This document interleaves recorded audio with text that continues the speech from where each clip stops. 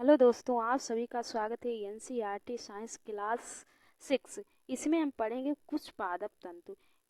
हमारा अध्याय थर्ड है। इसमें हमने एक वीडियो में ये पढ़ा था तंत्र वस्तु तक, तो वस्तुओं में विविधताओं के बारे में पढ़ा था और हमने इसे विस्तार से समझा था। तंतु के बारे में समझा, तंतु क्या होते, प्राकृतिक तंतु क्या होते, उनके बारे में। कुछ पादप तंतु हैं उनके बारे में पढ़ लेते हैं।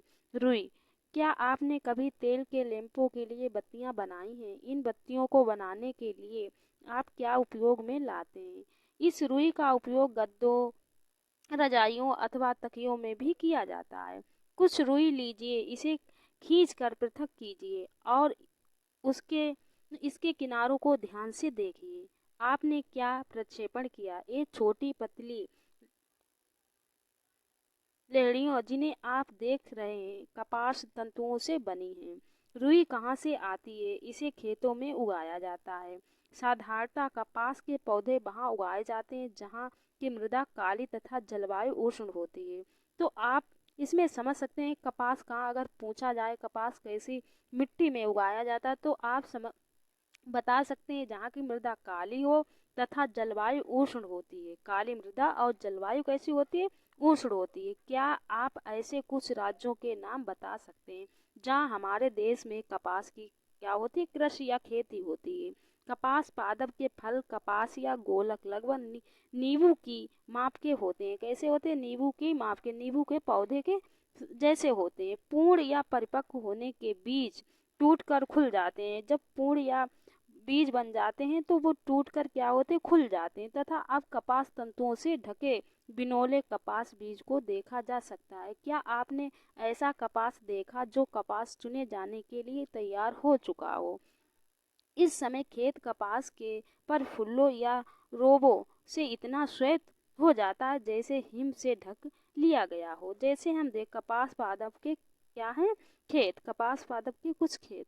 तो आगे क्या दिया गया? आगे साधारणतः इन कपास बालों के कपास को हस्त चयन द्वारा प्राप्त किया जाता है। कपास को किससे? कपास के जो बाल उसे हस्त चयन द्वारा प्राप्त किया जाता है। इसके पश्चात कपास बीजों को कर्तन द्वारा पृथक किया जाता है। इस प्रक्रिया को कपास ओटना कहते हैं। अगर पूछा जाए कपास ओटना क्या है, जिसे हम क्या कहते हैं, इसके पश्चात बीजों को कर्तन द्वारा पृथक, जो बीज होते हैं उन्हें कर्तन द्वारा जो हम अलग अलग करते हैं, इसी प्रक्रिया को हम कपास ओटना कहते हैं। पारंपरिक ढंग से कपास हाथों से ओटी जाती है। आजकल कपास ओटने के लिए क्या है, मशीनों का। पहले क्या हाथों से ओटी जाती थी, लेकिन अब क्या होता है, मशीनों का उपयोग होने लगा है। कपास ओटना आप देख सकते हैं चित्र में, ये व्यक्ति क्या कर रहा है, कपास को ओट रहा है। जूट और पटसन के बारे में देख लेते हैं। तो पटसन तंतु पटसन पादप के तने से प्राप्त किया जाता है। भारत में इसकी खेती वर्षा ऋतु में की जाती है। भारत में पटसन को प्रमुख रूप से पश्चिम बंगाल, बिहार तथा असम में उगाया जाता है। सामान्यतः पटसन पादप या फसल को पुष्पन अवस्था में काटते हैं। फसल कटाई के पश्चात पादपों के तनों को कुछ दिनों तक जल में डुबाकर रखते हैं। ऐसा करने पर तने गल जाते हैं और उन्हें पटसन तंतु के हाथों द्वारा पृथक कर दिया जाता है। वस्तु बनाने से पहले सभी तंतुओं को धागे में परिवर्तित कर लिया जाता है। ऐसा कैसे किया जाता है? तो पटसन और पादप, पटसन का पेड़ आप देख सकते हो, पटसन और पादप। आगे देखते हैं क्या, रुई से धागा बनाना। तो सूती धागे की कताई, आप स्वयं सूती धागा बनाने का प्रयास कर सकते हैं। तो आगे क्या दिया गया? आगे हमारा दिया गया, आगे हम देख लेते हैं क्रियाकलाप दिया गया है। फोर्थ, एक हाथ में कुछ रुई पकड़िए, दूसरे हाथ अंगूठे तथा तर्जनी के बीच कुछ रुई की चुटकी भरिए और इसे धीरे धीरे रुई से बाहर की ओर खींचिए तथा रेशों को लगातार ऐंठते भी रहिए। क्या आप धागा बना सकें?